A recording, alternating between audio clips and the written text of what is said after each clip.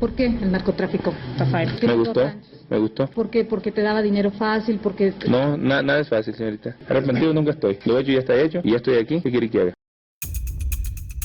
Rafael Caro Quintero fue arrestado en Alajuela en 1985. Rafael Caro Quintero was considered one of the biggest drug traffickers in the world. El 4 de abril de 1985, en la Quinta La California. Caro Quintero llegó a Costa Rica acompañado de Sara Cristina Cosío. Rafael Caro Quintero. Rafael Caro Quintero. Yo no pertenezco a ningún cartel, así de fácil. Yo no voy a volver al narcotráfico, nunca. Rafael Caro Quintero, el R1, Don Rafa, el príncipe del...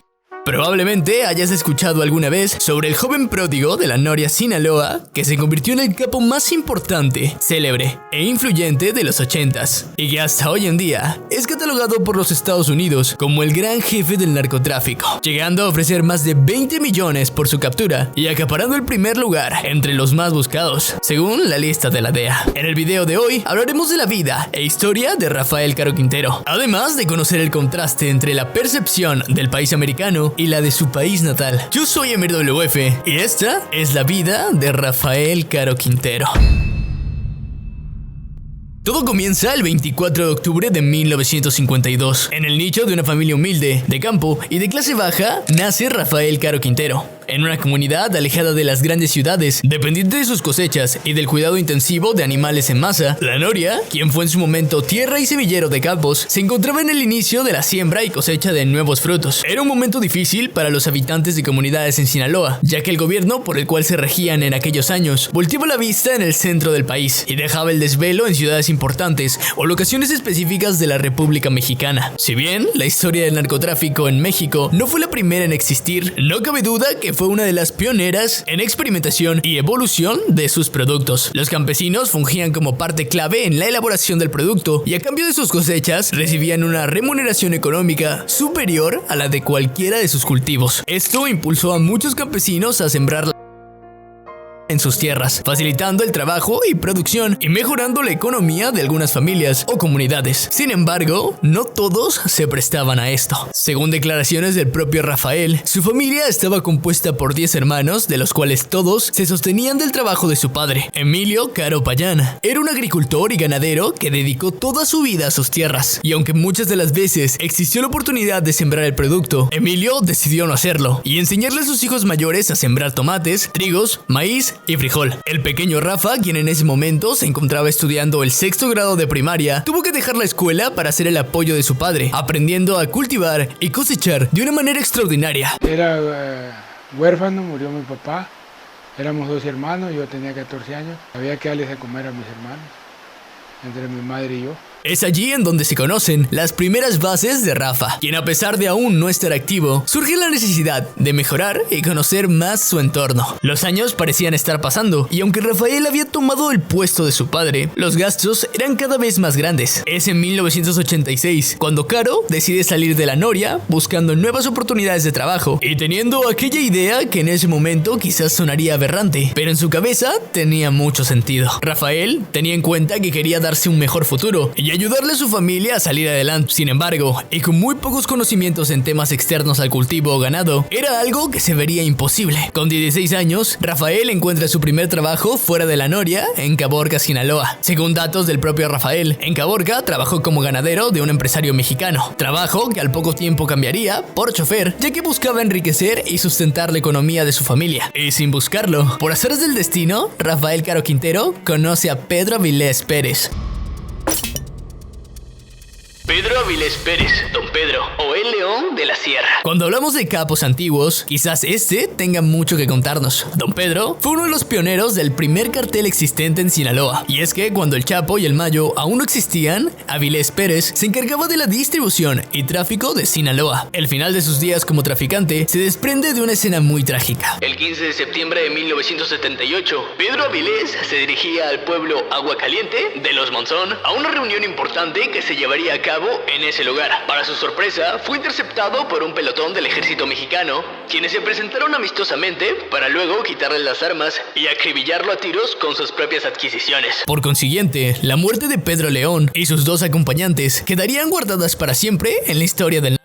Y lo que viene después es impresionante. Por ahora lo dejaremos hasta ahí, pero si quieren un video hablando de la historia del León de la Sierra, déjamelo en los comentarios y créeme que lo realizaré. En aquel momento, la ciudad de Guadalajara era una de las más importantes para los negocios, infraestructuras e incluso para la diversión de muchos capos. No era un secreto que varios de los señores más importantes de México contaban con algún tipo de negocio o adquisición de tierras en esa ciudad. De hecho, se presume que la mayoría de los negocios, como hoteles, restaurantes, lotes de automóviles y casas de lujo, pertenecían a capos. Dato que más adelante tocaremos. Es ahí en donde se sitúa el encuentro entre Pedro Avilés y Rafael Caro. Pedro lo induce en el mundo del narcotráfico y por primera vez vemos al capo sinaloense con 17 años trabajar en el cultivo y producción de marihuana al mando del León de la Sierra. Sin embargo, esto duraría muy poco, ya que a principios de 1970 el príncipe del narcotráfico se encontraría con la presencia y temple de Ernesto Fonseca Carrillo. En 1985, tras la primera captura de Ernesto Carrillo, en su primera declaración ministerial, el capo nos narra el momento y situación en la que Rafa y Ernesto se conocen. Para esos momentos, los apellidos Caro Quintero se comenzaban a escuchar por toda la República Mexicana. Se hacía alusión del supuesto nacimiento de un nuevo capo. Sin embargo, solo era cuestión de tiempo para que el príncipe revolucionara la manera de sembrar y cultivar la marihuana, y con ello innovar varios sectores del narcotráfico. Aunque Ernesto Carrillo sostuvo en su declaración ministerial que conoce a Rafael Caro Quintero en el proceso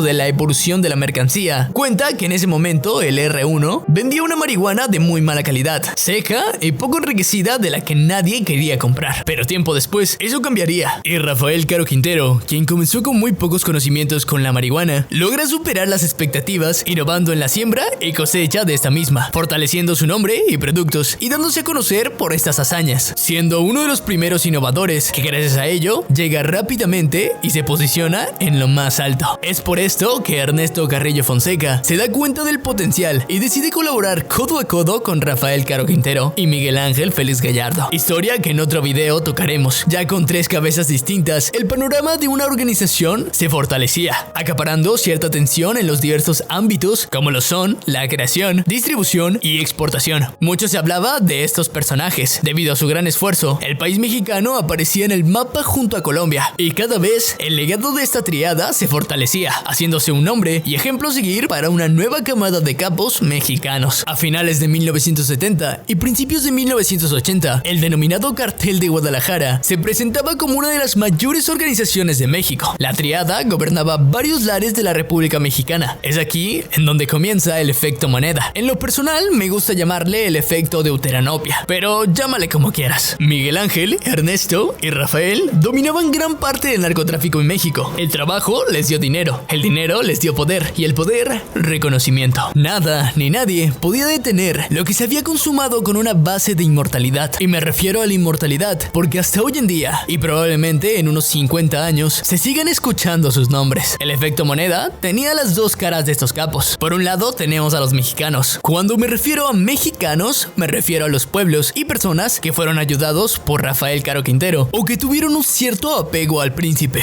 Basándonos en los propios datos impartidos por instituciones mexicanas y estadounidenses, el dinero que había acumulado el capo de la Noria al momento de su captura juntaba un total de 100,000 millones de pesos mexicanos, que serían aproximadamente unos 5,069,969 dólares de la actualidad. Ahora, esto no es lo impresionante. Lo verdaderamente impresionante proviene del hecho de que Rafael Caro Quintero gastase más de 500 millones de pesos en obras sociales con contextos caritativos para su pueblo. Estos datos fueron sacados desde artículos de instituciones gubernamentales como lo son la DEA y el Departamento de Tesoros de los Estados Unidos, además de las investigaciones previas que contaba el gobierno mexicano. Por propias palabras del capo, se sabe que hasta la fecha Rafael sigue apoyando a su pueblo de una forma más austera y sigue prevaleciendo aquel amor que tanto tiene el capo a su pueblo. Es por eso que la mayoría de los mexicanos, que no son pocos, tienden a romantizar y enaltecer la figura de Rafael Caro, el joven humilde de la Noria que nace de una familia pobre, asciende con mucho esfuerzo y trabajo y cuando está en lo más alto no se olvida de aquel pueblo y personas que lo vieron crecer. Si bien es cierto que existe una línea bastante estrecha entre la clasificación de lo bueno y lo malo y podrían debatir tantas veces quisieran las acciones y hechos de Rafael Caro Quintero, lo que no podemos negar es que existe un verdadero y profundo amor entre el capo y su pueblo, sin ningún tipo de interés más que el bienestar de la gente, a diferencia de lo que podemos ver en la actualidad con un político. Rafael en sus tiempos lo hacía por puro amor, pero Pero, ¿qué me dirías si te digo que existe la otra cara de la moneda, que refleja una difusión visual completamente distinta? El 30 de julio de 1992, en California, un tribunal del distrito de los Estados Unidos emite una orden de arresto en contra de Rafael Caro Quintero por los delitos de crímenes violentos con células organizadas, conspiración, secuestro y asesinato agravado de un agente federal. Aunque parece que quiero reflejar el hecho de la orden emitida por el tribunal estadounidense, lo cierto